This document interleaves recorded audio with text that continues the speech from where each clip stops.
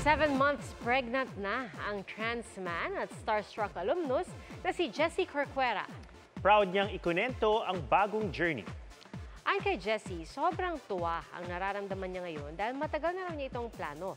At sa wakas ay maisa sa katuparan na. May mga pagkakataon po kasi, Tito Boy, na hindi ko naiintindihan si Camille as a parent.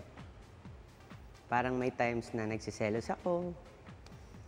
And pag tumatanda ka, natatakot ka maging mag-isa.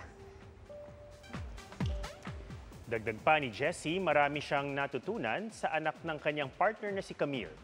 Papa ang gusto ni Jessie na itawag sa kanya ng anak balang araw. Via cesarean section daw ang kanyang panganganak dahil sa kanyang heart condition.